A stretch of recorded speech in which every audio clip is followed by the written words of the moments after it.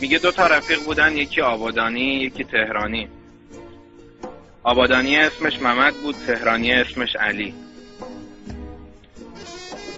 اینا تو خدمت با همدیگه خیلی جورن، طوری که اگه 2 ساعت همدیگه رو نبینن نگران حال همدیگه میشن. میگذره و 2 سال خدمت اینا تموم میشه.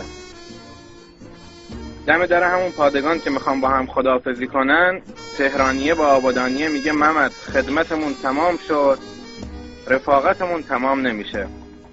هر موقع کار خوب خواستی بیا تهران. آبادانیه بهش میگه من پول و پله ندارم، ولی هر موقع زن خوب خواستی بیا آبادان، من برات زن میگیرم. میگذره و بعد 1 سال تهرانیه هوس زن گرفتن میکنه. میره کجا؟ میره آبادان. دنبال خونه رفیقش میگرده، میبینه یه خونه فقیرونه است و تشکیلاتی نداره. در میزنه، محمد میاد دم در، سلام، احوال پرسی، تحویل گرم. 1 هفته تحویل گرم، مهمون نوازی. بعد 1 هفته علی به محمد میگه محمد قرار نبود برا من زن بگیری؟ بهش میگه چرا؟ بهش میگه بریم برا من زن بگیر. میره تو دوست، آشنا، رفیق، همسایه، هر کیه میگرده تهرانیه نمیپسنده. بعد از 1 هفته تهرانیه دم در خونه آبادانیه داره باش خداحافظی میکنه. بهش میگه تو به قول خودت وفا کردی اما من نپسندیدم. تو همین حین یه دختری از همسایگی آبادانیه میاد میره تو خونه آبادانیه. دختر خوشگل، سنگین، رنگین. بهش میگه محمد من این دختره رو میخوام. الان دختره چی آبادانیه میشه؟ نامزد آبادانیه میشه. بهش میگه باشه.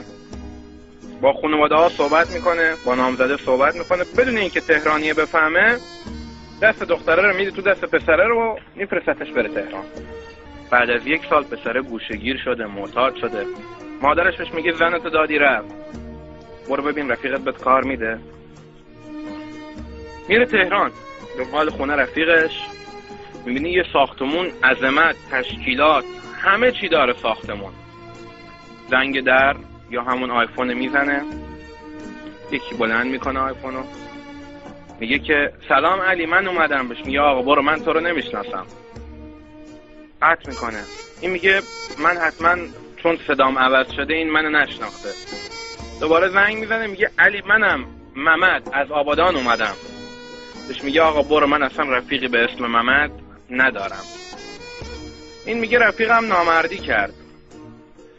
برمیگرده که بیاد، خسته شده بوده، میشینه توی چمنی روبروی ساختمونه، داره خستگیشو در میکنه. میبینه 3 نفرن قیافشون به دزدا میخوره دارن میان طرفش.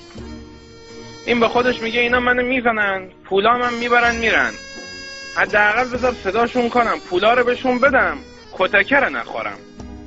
صداشون میکنه، بهشون میگه این پول برگشتمه، میخوام برگردم آبادان با چند تیکه نون. اگه میخواین ببرینش دیگه کتک هم نزنید.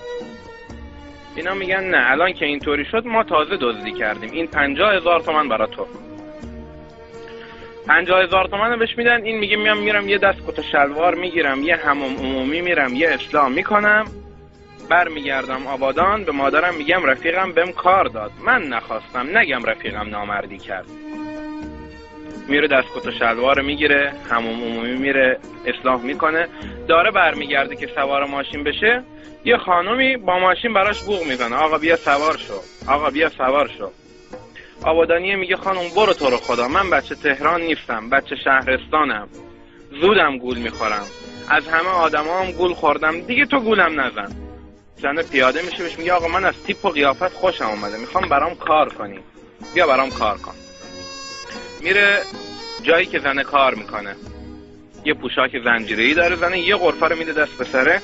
از برکت دست پسره کار زنه میگیره. بعد از 6 ماه زنه بهش میگه خوشم اومد، واقعا مردی، اگر دوست داری بیا دخترم هم بگیر. دخترش هم میگیره. میگذره بعد از چند وقت دختره بهش میگه محمد یه مجلس شرابخوری داریم بالای شهر، میای بریم؟ بهش میگه بریم. میرن بالای شهر، یه گوشه مجلس میشینن. اون گوشه مجلس کی نشسته؟ نامزد سابق آبادانیه که الان شده زن تهرانیه. آبادانیه میگه ساقی اول من. میگن بگو. میگه بزنید به سلامتی اون رفیقی که قول داد و به قولش وفا نکرد. همه میزنن.